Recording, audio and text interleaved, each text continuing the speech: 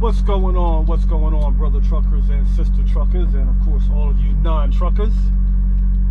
It is Monday morning. Ask me the date, I always don't know. It's probably the 26th, something like that.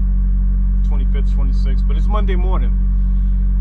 And today I wanted to hit something that I've been thinking about. It's about dispatchers. Good and bad dispatching and dispatchers. Now, before I get into this, let me just start off by saying that I have a great dispatcher where I am at On Track Transportation. And the reason why I say I have a great dispatcher, I always pretty much have great dispatchers, because when I start with the company, and it started back when I started as a lease purchase driver, and then it followed on through me leasing my trucks on to somewhere, I've always set up an understanding with my dispatcher. And this is something you should do off the bat. You know, basically the simple stuff, where you don't want to go, where you do go, let them know how you drive, how you move, and things of that nature. That way they have a platform to work with based on how you move and how you drive. And the reason why I say I have a great dispatcher is that he took all that I gave to him in the beginning and takes that into consideration when it comes to dispatching me. Now, my dispatcher, we can get started on a Monday with the load, but I had that load Friday. He'll dispatch me for Monday, but on Friday, and by Wednesday I'm already set for the whole next week. So this past Wednesday I'm already set up until Tuesday, tomorrow, and we had this done already. That's because we have an understanding. And another key to a great dispatcher is that you're getting the best of freight that's available on the spot market, if that's where they're pulling it from, you know. Now, this is not for owner operators who are using a dispatch company to dispatch. This is for people that are leased on to a company, and you have a dispatcher because you do pay for it. You have a dispatcher that's dispatching you freight. And I know you're gonna say, well, hey, won't you just dispatch yourself? I could dispatch myself, but if I'm paying out 10% of my gross and have a dispatch team, that's less stuff for me to have to deal with and worry about. But here's the key to that. You can have both of that. You yourself should have some load boards also, so you can match that up and coincide with what your dispatcher is telling you. That's another reason why I have a great dispatcher, because I let him know that, hey, I can see the load boards as well.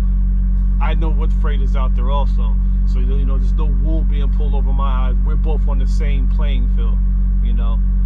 I can say, hey, I saw a load out here going from point A to Z. Oh, let me check that out.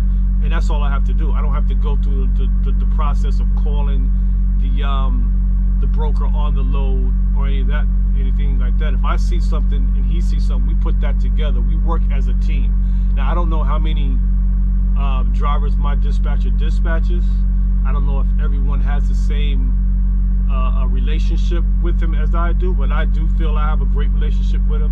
There's nothing that we can't discuss when it comes to freight. All right. Another thing about a great dispatcher: when I want to get home, I get home when I say I want to get home. When I want to go a certain area, if I say, hey, look, you know, I want to go once I get empty in Georgia, I like to shoot over to Florida, you know, whatever. He'll get me there within the vicinity of, because sometimes, you know, he's not a magician with a magic wand that can make sure I get to the exact city, and you should know that as well as truck drivers, that, you know, hey, but, you know, that's a great dispatcher to me. We work together as a team, and it's no bull crap. He's not pulling the wool over my eye on stuff. Now, a bad dispatcher for me is a dispatcher that'll just look on the load board, not trying to find the best freight. They're not haggling with the rates either. You know, if the load is posted for $1,500, the dispatcher just tells you, oh yeah, we got a 15. I said, did you even try to get me any more money on that load? You know, or when a dispatcher tells you, oh, it's dry in that state, there's no freight coming out of there, which is, I don't know. I've never been somewhere there's no freight at all coming out of an area. It could be a little slow, not going where we want to go, but don't tell me there's no freight at all. So the sign of a not good dispatcher, he or she is not putting all in and having your best interest at heart when it comes to it. And the difference I've seen is that I'm assuming my dispatchers are getting paid off the freight that I haul, a percentage of it. Now, if you got a guy that's getting paid by the hour or whatever, he's just gonna throw freight out there too. So you want to know those things as well when you lease onto a company. How are my dispatchers paid? You know, and if it's of importance to you, find out how many drivers your dispatcher has. Like I said, I don't know exactly how many mine have.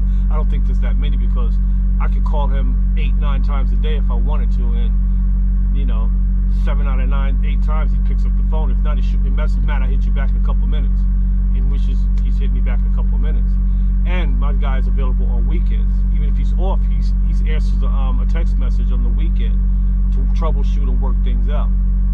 Okay, so those are signs of just good and bad dispatching. You know, a good dispatcher is going to work with you. But to all of you that are new to having your truck leased on somewhere, you may not know of this. There are free load boards out there, and there's some load boards that you can pay. Have those in your arsenal as well, so that you can work alongside your dispatch. Not to say that all dispatchers are slick and lying, but you want the truth. If you're looking at a load board and you're sitting in Atlanta, Georgia, and you're trying to get to Detroit, Michigan, and this guy's flat out saying, "Oh, there's no freight out here," and you see on your load boards multiple lanes and multiple loads, pull them on and say, "Hey, look, man, I have a load board here. I can see, you know, that there's freight."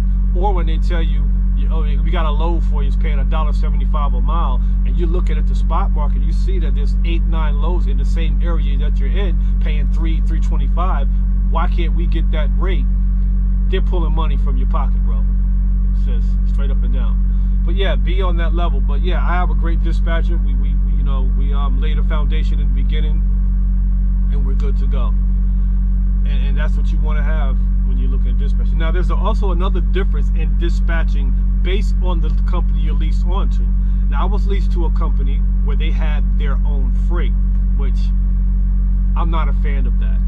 I was getting paid 72% of the line haul, which sounds really good, but being that I'm pulling their own freight, they capped the rate. Now, the spot market rate could be $3, $3.25, even $4 a mile at the lane that I was running with this other company, but we're already getting $1.75 at the highest, $2 a mile, because they're capping that off. And that's where I heard a lot of that, "Oh, there's no freight here." No, your freight is not here. But there's freight here, but you won't put me on it because I'm only pulling your freight because I'm leased on your company. And then again, I would always say, well, why did you send me out here to a dry zone that I couldn't get a backhaul out of? So keep in mind that also, if you see these great companies saying we offer you 75% of the line haul or what have you, whatever the number may be, and you're noticing that you're running freight and you're not getting no more than $1.75, $2 a mile season long. Now, sometimes the rate will drop. We know that, but season long, all you're getting is $1.75 to $2 a mile all the time. That's a red flag for me. Because as we know, freight rates do fluctuate. But if you're staying steady at that all the time, it's not a good deal. So let's check your dispatcher on that. And another thing, if you're leasing your truck onto a company and they're telling you we're going to pay you $1.30 a mile plus a fuel surcharge, that's not a good move either. They're going to dispatch you out. Let's say again, you take a load from Atlanta, Georgia, and you're shooting that thing over to New Jersey at $1.30 a mile with a fuel surcharge. And everyone knows you're going up north, northeast, you're going to get a great rate. You can get, like I said, my number is 3 and above. That's what we shoot for over here, or I shoot for a weekly goal. But if you're pulling freight consistently and you're leased on to a company and you're getting paid dollars and cents per mile with a fuel surcharge on all the miles you run, you're not getting the best deal as an owner-operator, or even if you're leased on with a lease purchase truck, because the rates are up and down and you're always pulling that same $1.30 a mile no matter where you go, although the zones you're running in are $3 and $4 miles. You know, even with the short ones, you know, I can pull freight sometimes for 300, 400 miles. Some guys get it higher, but I've gotten $5, $6 a mile on it. But you're still pulling it at $1.30 a mile with the fuel surcharge. So those are things to look up. I know it went kind of off the grid with the we're talking about dispatchers and dispatching, but that was the key point for me making this quick video, because it was just sitting on my mind. I was thinking about it last night, you know. But yeah, communication is the key with your dispatcher. Lay down the law, set the foundation in the beginning when you get this dispatcher. You know, say, hey, this is where I don't like to go. This is where I do go. I will go here only if, you know, like my thing is that I don't like to do the Midwest much, especially in the wintertime. I'll stay southeast, you know, because I don't like driving in the ice and snow anymore. So those are things that we know. He'll say, hey, Matt, I got a load going to Wisconsin. I mean, hold on, let me check the radar weather. No, I'm not going up there. It's going to snow. Okay, well, I'll find you something else. Or he'll say to me, hey, if you don't go here, these are what your numbers are going to look like. Either you're going to deal with that or not. And I'll say, I'll deal with it, you know. I'll deal with it. I won't gross 10 grand this week. I'll take the L and make 5 or 6 grand this week, you know, or lower, or whatever the case may be. But have that communication with your dispatcher. You guys want to be on the same playing field, and because you are on the same team.